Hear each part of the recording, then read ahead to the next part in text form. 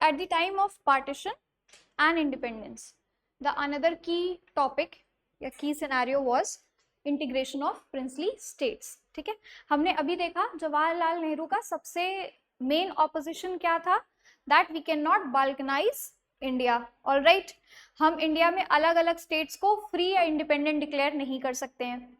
Then Wavell plan के तहत भी ये डिसाइड हुआ कि हम बंगाल को इंडिपेंडेंट स्टेट डिक्लेयर नहीं करेंगे. Right, we will not declare Bengal as a free part और a free nation itself, separate nation.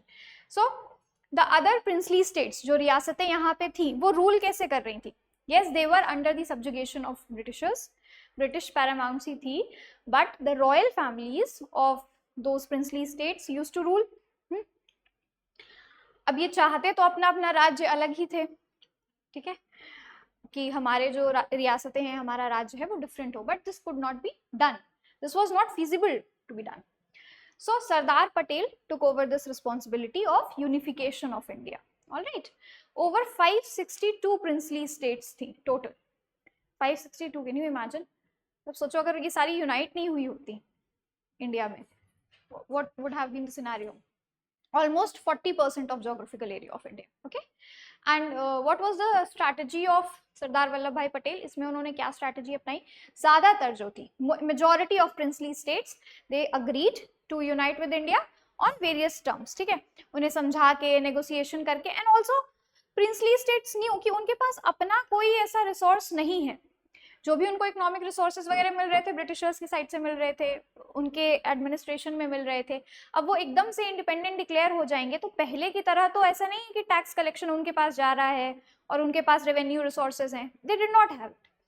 So they also know कि अकेले सस्टेन करना मुश्किल होगा, हमेशा थ्रेट रहेगा दूसरे प्रिंसली स्टेट्स का.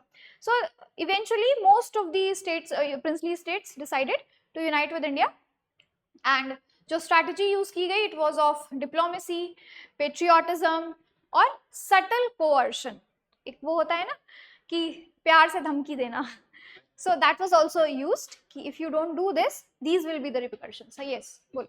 मतलब जो माउंटबेटन थे, सरदार वल्लभ भाई पटेल ने उनको कहा था कि you go and influence them to mix with us. Mountbatten को कहा था? माउंटबेटन ने सरदार वल्लभ भाई पटेल को कहा था. वल्लभ भाई पटेल ने बोला था माउंटबेटन को, ओके, आप हमारी साइड पे रहो और यूनिटी के लिए आप बिजनेस स्टेट्स में जाके आप हमारे लिए करो कि आप हमें बोला. of course all kind of negotiations would have been done, हुए होंगे, क्योंकि प्रिंसली स्टेट्स किसके अंडर हैं? उस समय ब्रिटिशर्स के इन्फ्लुएंस में थे. तो ऑब्वियस सी बात है, जितने राजा महाराजा थे उनके अच्छे रिलेशंस थे ब्रिटिश गवर्नर जनरल्स, वाइसरॉयज के साथ. So all kind of conversations and negotiations would have been done, हुए होंगे हर तरह से, चाहे वो वल्लभ भाई पटेल ने खुद किए हों, चाहे वो माउंटबेटन को इन्फ्लुएंस करके कराए हों, एवरी टाइप. ठीक है ना, इवन सटल कोअर्शन, थोड़ा सा डर का माहौल बना के भी. अच्छा, व्हाट? प्लेबिसाइट पेट्रियोटिज्म में आता है? पेट्रियोटिज्म का और प्लेबिसाइट का क्या लेना देना है? प्लेबिसाइट क्या होता है? पब्लिक ओपिनियन लिया जाता है, राइट? सो इसका पेट्रियोटिज्म से लेना देना तो नहीं है. हम डेमोक्रेसी से कह सकते, नेशनलिज्म से कह सकते हैं. ठीक है, फीलिंग ऑफ वन नेशन, वहां पे जब पब्लिक ओपिनियन लेते हैं हम, और ज्यादातर public opinion in the favour of nation होता है, तो that comes with the feeling of nationalism. Okay, अच्छा, then comes instrument of accession. ठीक है, state were asked to surrender only 3 subjects to Indian union: defence, foreign affairs and communication. Now please confuse मत होना, dominion status किसको दिया गया है? India and Pakistan as dominions, as a whole. यहाँ के जो सेंट्रल अथॉरिटीज हैं, इनको डोमिनियन स्टेटस मिला है. ठीक है, यानी कि इनका डिफेंस, फॉरेन अफेयर्स और जो कम्युनिकेशन है वो ब्रिटिशर्स के पास है. बट ये जो प्रिंसली स्टेट्स हैं, इनका इंडिविजुअल जो ये 3 डिपार्टमेंट्स हैं, इनसे रिक्वेस्ट किया गया कि आप ये 3 डिपार्टमेंट्स हमें दे दें. ठीक है, किसे? सेंट्रल अथॉरिटी को, सेंट्रल यूनियन को. That is the new government of India. Alright, so basically किया भी धीरे धीरे गया. इंस्ट्रूमेंट ऑफ असेशन जो था, उसमें प्रिंसली स्टेट्स जिन्होंने इंस्ट्रूमेंट ऑफ असेशन साइन किया, उनके लिए शर्त यही थी कि आप अपना 3 ये इंपॉर्टेंट डिपार्टमेंट्स हमें ऑफर कर दें, बाकी you keep on governing your state the way you want to. अच्छा, the holdouts were Junagadh, Hyderabad and Kashmir. ठीक है, हमें पता है कश्मीर में राजा हरी सिंह थे, हैदराबाद में वो निज़ाम थे, ठीक है, नवाब थे वहाँ पे, और जूनागढ़ के भी जो राजा थे not ready to unite with India, but धीरे धीरे करके उन्हें नेगोशिएट करके प्लेबिसाइट कराया गया। जूनागढ़ में प्लेबिसाइट हुआ था, दैट इज पब्लिक ओपिनियन। वहां की जो रॉयल फैमिली थी, जो राजा थे, वो रेडी नहीं थे इंडिया के साथ यूनाइट होने को, बट पब्लिक चाहती थी, तो वहां प्लेबिसाइट कंडक्ट कराया गया, that is public opinion. Hyderabad में वहां पे एक मिलिट्री एक्शन लिया गया, ठीक है, दैट वाज ऑपरेशन पोलो। इसके बारे में आप पढ़ सकते हैं। प्रॉपरली मिस एडमिनिस्ट्रेशन का बेस बना के सरदार वल्लभ भाई पटेल ने वहां पे मिलिट्री एक्शन कराया, पुलिस एक्शन कराया, और वहाँ के जो निज़ाम थे और जो रजाकार थे, उनके जो ऑफिशियल्स होते थे, उनको अरेस्ट करके, एंड देन क्योंकि वहाँ पे भी पब्लिक चाहती थी, वहाँ पे कम्युनल टेंशन चल रहे थे, बट पब्लिक ये मिलिट्री एक्शन करा के उसको सबसाइड किया गया और हैदराबाद को जोड़ लिया गया। JNK का आपको पता है, ठीक है। राजा हरी सिंह लास्ट तक रेडी नहीं थे इंस्ट्रूमेंट ऑफ असेशन साइन करने के लिए या इंडिया के साथ यूनाइट होने के लिए, ठीक है। उन्होंने पाकिस्तान का साइड लेना भी नहीं वो सही समझा था कि I will not side with the Pakistan also. What happened, militants रातों रात घुसाते हैं JNK में, ठीक है, एंड राजा हरी सिंह को रियलाइज हो जाता है कि वो डिफेंड नहीं कर सकते JNK को, सो ओवरनाइट वो इंस्ट्रूमेंट ऑफ असेशन साइन करते हैं, ठीक है। तब तक हमारा जो आज का जिसे हम POK कहते हैं वो जा चुका था, ठीक है। A part of Kashmir was infiltrated by militants, तो उनको रियलाइजेशन में थोड़ा सा देर हो गई। Okay, now comes inevitability of partition. इतना बड़ा डिसीजन इनएविटेबल कैसे हो गया? पार्टीशन का मुद्दा, ऐसा क्या माहौल बन गया कि पार्टीशन को टाला ही नहीं जा सका? What was the reason why it was inevitable? अलग अलग हिस्टोरियन के अलग अलग मत हैं इस पे, अलग अलग आइडियोलॉजीज हैं। नेशनलिस्ट व्यू क्या है? जो नेशनलिस्ट हिस्टोरियन है, आपको पता है ना, हिस्टोरियोग्राफी एक पोर्शन होता है हिस्ट्री का, where historians offer their perspective, वो अपना पर्सपेक्टिव, अपनी आइडियोलॉजी बताते हैं किसी भी हिस्टोरिकल इवेंट से related. So it's the same. Nationalist approach जो है, जो प्रो नेशन अप्रोच है, वो क्या कहती है? It was a tragic consequence of British divide and rule policy, ठीक है। ये ब्रिटिशर्स ने जो divide and rule policy starting में खेली थी, ये उसी का ट्रैजिक कॉन्सिक्वेंस था, ठीक है, विच changed या which transformed into communal tensions। और इसको बढ़ाया किसने? इसमें कैटलिस्ट का काम किसने किया? मुस्लिम लीग ने, राइट। देन कम्स रिविजनिस्ट या कैम्ब्रिज स्कूल व्यू। हम कह सकते हैं एक तरीके से एंग्लो व्यू जो था इस चीज को लेके। It was result of power struggle among Indian elites for resources. Britishers ने कभी किसी चीज का ब्लेम अपने ऊपर नहीं लिया है, कभी कोई अकाउंटेबिलिटी नहीं ली है किसी चीज की, तो ऑब्वियसली उन्होंने इनडायरेक्टली ब्लेम ही किया यहाँ पे लीडर्स को। उन्होंने कहा कि इंडिया के जो एलीट लीडर्स थे उनका आपस में ही पावर के लिए स्ट्रगल चल रहा था, उसी का नतीजा है कि पार्टीशन हुआ, ठीक है। वो मानते ही नहीं है कि रिलीजियस डिफरेंसेस थे, आइडियोलॉजिकल डिफरेंसेस थे। According to them it was power struggle, लोगों का आपस में मतभेद हो रहा था, that is why it happened. Okay, then comes Marxist और सबवॉल्टर्न व्यू। इसमें क्या कहते हैं? Communalism grew because nationalist leadership failed to address the class anxiety या agrarian anxiety. Now please understand this very well. Marxist ideology किस चीज पे काम करती है, या Marxist ideology का कोर क्या है? Class struggle, the struggle between higher class and upper lower class, right? Higher and lower class in the terms of economic scenario, right? Economic parameter. तो यहाँ पे भी जो मार्क्सिस्ट हिस्टोरियन है वो कहते हैं पार्टीशन हुआ इसलिए क्योंकि जो उस समय के सो कॉल्ड नेशनलिस्ट लीडर्स थे, जो एलीट क्लास था हमारी कंट्री का, वो जो lower class of the society था या जो अग्रेरियन सोसाइटी थी, क्योंकि हमारा कंट्री हमेशा से एग्रीकल्चर बेस्ड रहा है, तो हम फार्मर्स के, पीजेंट्स के, वर्किंग क्लास के इश्यूज को एड्रेस नहीं कर पाए और उसकी वजह से पार्टीशन हुआ।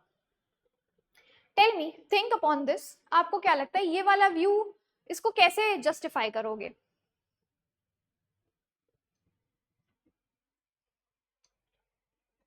आज के टाइम से अगर जोड़ के देखो तो, if you relate it to the today's scenario, ma'am ये जो हमारे लीडर्स थे, मतलब जब टेंशन थी तो why did don't take a step कि लोग तो टेंशन हो या फिर कुछ ऐसा करके कि फिर यूनिटी आ जाए दोबारा, मतलब कि ऐसा No, करके not really. But they are talking about the class struggle and agrarian struggle. उसको कैसे रिलेट करोगे? एक एग्जाम्पल मैं देती हूँ, ठीक है, इससे कनेक्ट करने की कोशिश देना। ये हो सकता है कि इस अभी भी प्रेजेंट में जो लोअर क्लासेस हाँ, वेरी गुड। मतलब बहुत मुश्किलें फेस करते हैं, पैसे अभी कम होंगे, लेकिन जो अपर क्लास उनके पास पैसे आएगा। ठीक है, पार्टीशन की वजह कैसे बनाई? नहीं, ठीक है, I'll give you a hint, then सोचना। A few years back, let's go to Kashmir. वहां पे स्टोन पेल्टिंग बहुत ज्यादा होती थी, पत्थरबाजी होती थी, रिमेम्बर? बहुत सारे न्यूज आते थे वहां पे कि सोल्जर्स पे पत्थर चला रहे हैं, कोई सुलह कराने जा रहा है उस पे, और कौन इन्वॉल्व होता था उसमें? The youth, right? And what was that youth? What kind of youth was it? Unemployed, unemployed, less educated, right? So when youth of the country or the working class of the country does not have enough employment opportunities नहीं मतलब resources come, economic parameter down, it is very easy to manipulate those people, such people. It is very easy to manipulate such young minds against one particular individual, section, religion, anything. उन youth को कौन fund कर रहा है? The militant organisation of neighbouring countries. पत्थर फेंक रहे हैं जो सड़क में आके बिना कुछ काम धंधा किए, घर कैसे चल रहे हैं उनके? कहीं से फंड आ रहा है, राइट? सो मार्क्सिस्ट का कहना क्या था कि चूंकि हमारा agrarian section of society, working section of society struggle कर रहा था, ब्रिटिशर्स ने एक्सप्लॉइट किया। एलिट्स ने डायरेक्टली उनके लिए कोई स्टेप नहीं लिया, या लिया भी तो वो ऑन ग्राउंड फेल हो गया, ठीक है? ऐसा तो था नहीं कि जैसे इंडिपेंडेंस मिली इनकी कंडीशन एकदम से सुधर गई, ब्रिटिशर्स ने तो खोखला कर ही दिया था। पार्टीशन की वजह बना यही ignorance to the agrarian and working society, right?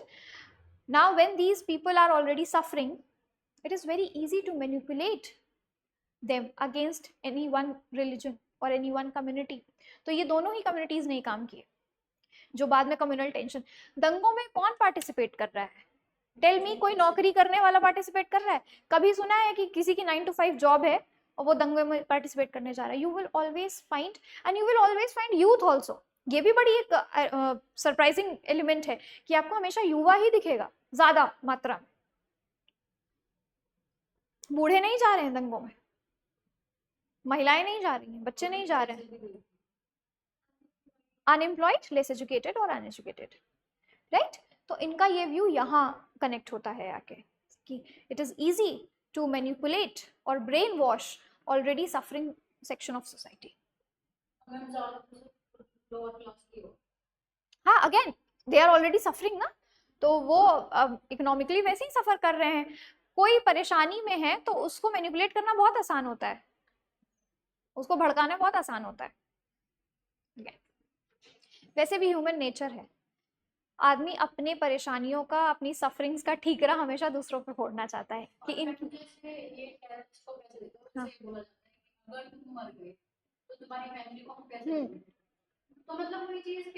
Ensure करते हैं ना, कैसे इंश्योर, एग्जैक्टली कैसे इंश्योर कर लेते हैं कि अच्छा मैं मर जाऊंगा तो कौन देखेगा? क्या गारंटी वो देखेंगे? नहीं देखेंगे, कोई भी नहीं देखेगा, पता नहीं देते हैं कि नहीं, वी डोंट नो। हाँ, तो वही चीज है कि कैसे वो ऐसे अंधा विश्वास कर ले रहे हैं। Now here comes the religion in the picture. इसी को ब्रेन वॉशिंग कहा जाता है। ये एक दिन का काम नहीं होता है। किसकी? यस,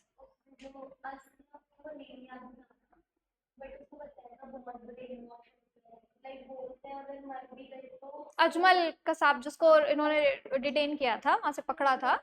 हाँ हाँ, यस यस, उसका आपने वो देखा हो, अगर रियल फुटेज देखा हो, अगर वो होता है ना, I don't remember the exact name, but उसको क्या कहते हैं, ट्रूथ सीरम कहते हैं, वो इंजेक्ट करते हैं और आदमी थोड़ा सा सबकॉन्शियस स्टेट में चला जाता है and then he starts blabbering, तो उससे क्वेश्चन पूछे जाते हैं and most probably that person answers truth at that time. Narco test करते हैं जब, तो यस ही एडमिट्स कि ऐसे ऐसे बताया जाता है and that is true, that is very very true. आप कैसे, you imagine how a Sen person is going to blow himself up जब आपको पता है कि मतलब आपके जाने के बाद पता नहीं घर पे क्या होगा, घर पे वैसे ही खाने के लाले पड़े हैं, तो व्यक्ति पहले तो पैसा कमाने का सोचेगा ना कि मैं अपने घर की कंडीशन सही करूं।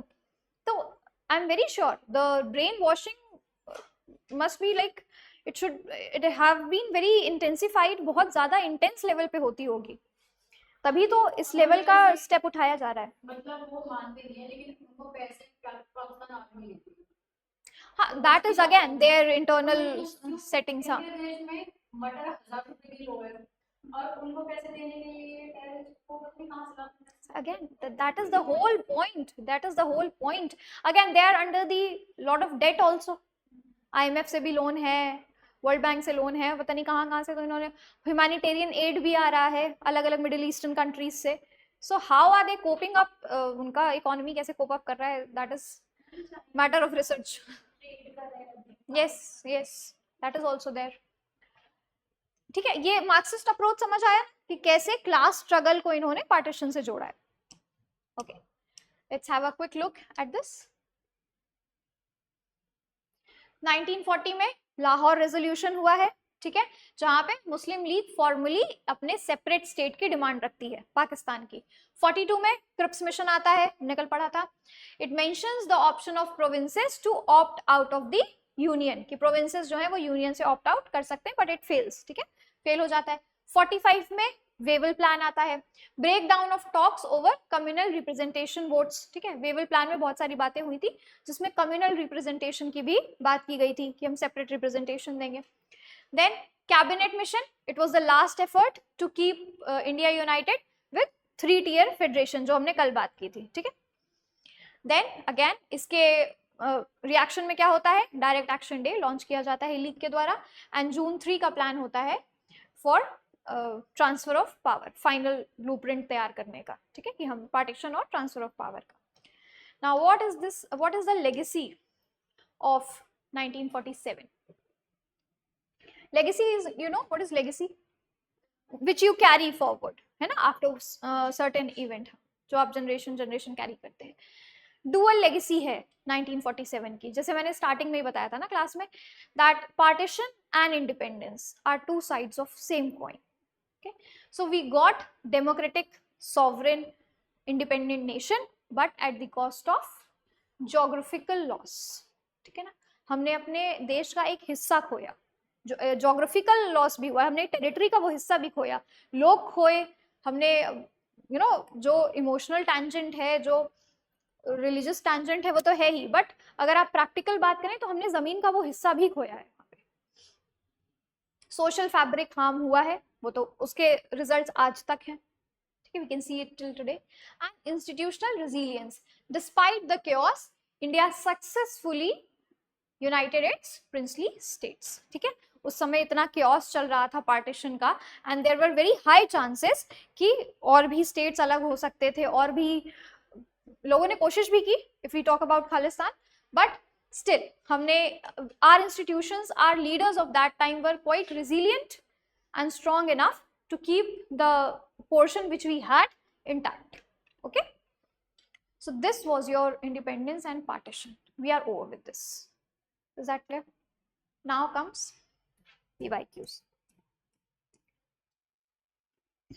okay,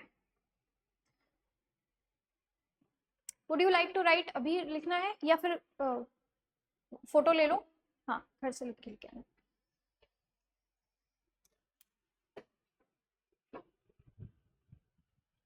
Two questions are here, 2 questions are on the next slide।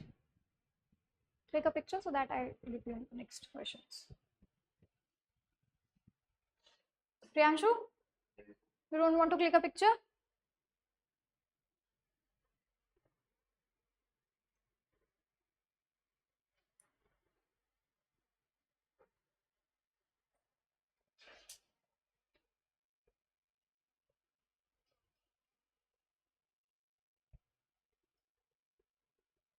Right any one of the question, ठीक है, which ever you feel like, एक क्वेश्चन करके लेके आना in the next class.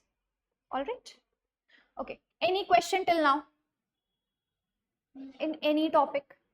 Revise thoroughly, एक बार फिर से गो थ्रू कर लेना अभी तक जो पढ़ा है. हाँ, मैंने भी ये कहते हैं कि ह्यूमन फैक्टर की वजह से हुई थी कोई नेचुरल कॉज होगा. Bengal famine natural cause. देखो फेमाइन जो होता है वो इट इज द कॉन्सिक्वेंस और it is the after effect of drought. सूखा पड़ता है तब भूखमरी आती है. तो जो बेसिक प्राइमरी कॉज है दैट इज नेचुरल कॉज, कि सूखा पड़ा है, प्रॉपर बारिश नहीं हुई. उस समय जो फेमाइन हुआ था हमारे यहाँ, उसका रीजन क्या था? इट वाज कंबाइंड कॉजेस थे. एक तो ड्रॉट भी आया था, साथ ही जो बहुत ही एक्सप्लॉइटेटिव रेवेन्यू पॉलिसीज थी ब्रिटिशर्स की. तो सूखा पड़ा, फसल हुई नहीं, लेकिन टैक्सेशन को कम नहीं किया गया. तो जो भी हुआ लोगों ने उसको एज अ रेवेन्यू पे करना पड़ा. जिनके पास वो भी नहीं हुआ उन्होंने अपनी चीजें बेच के, या जो उनके पास ऑलरेडी फूड ग्रेन्स थे उसको उन्होंने एज अ रेवेन्यू देना पड़ा. ठीक है, so they were left with nothing to eat. कर्जा इतना हो गया था कि ऑलरेडी वो कहीं और से लेके नहीं अपने लिए सस्टेन कर पा रहे थे, अवेल कर पा रहे थे. तो भुखमरी जैसी सिचुएशन हो गई. So famine is always an after effect of drought. भुखमरी तभी आएगी.